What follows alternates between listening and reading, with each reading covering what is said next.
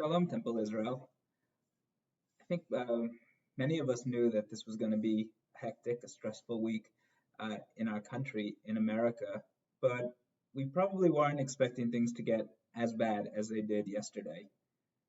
Uh, yesterday was a day that our children will learn about in American history classes. It might be one of those days where you always remember where you are.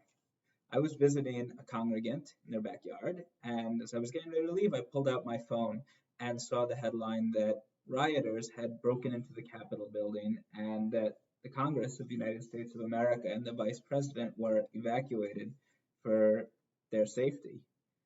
That is not a normal day at all. And as the day went on, saw more and more news, more and more horrifying images coming out of Washington, D.C. I found myself so shaken by what I was seeing, realizing that I was looking at some of the worst of America, the worst of our fellow citizens, the worst of what people can do to each other. Among the many images that really caught my attention, that stay in my mind, is the image of a man walking through the Capitol waving a Confederate flag. Just as strongly as the image of another one of the rioters wearing a t-shirt that said Camp Auschwitz on it.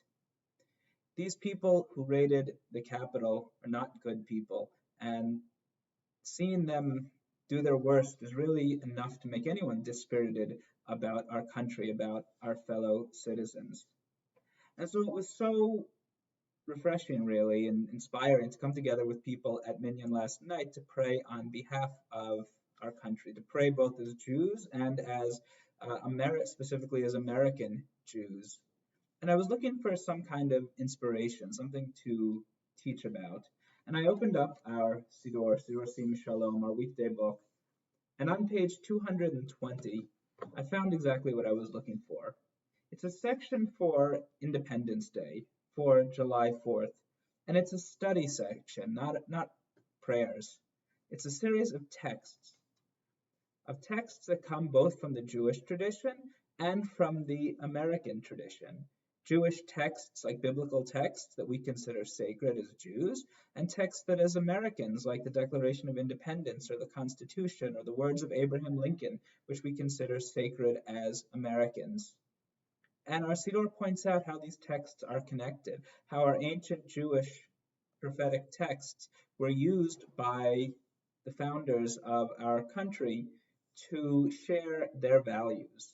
So, for example, the Declaration of Independence reads, "We hold these truths to be self-evident, that all men are created equal, that they are endowed by their Creator with a certain inalienable rights, that among these are life, liberty, and the pursuit of happiness." And the Siddur points out that the inspiration, the feeling for that comes from the prophet Malachi, who asked, "Have we not all one Creator? Has not one God created us?"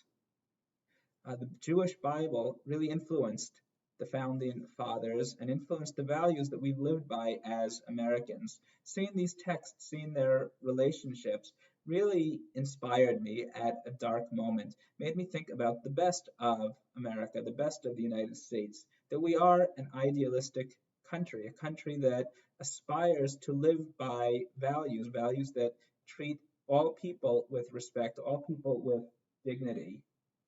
If you'd like to study some of these texts, you can look in Siddur Sim Shalom on page 220 and learn about the way the Jewish tradition influenced the traditions of the United States. We pray together that this coming week will be a better week for all of us, and especially for our country that is really hurting right now. Shabbat Shalom, and I look forward to seeing you, spending time with you, studying, learning, and praying on Shabbat.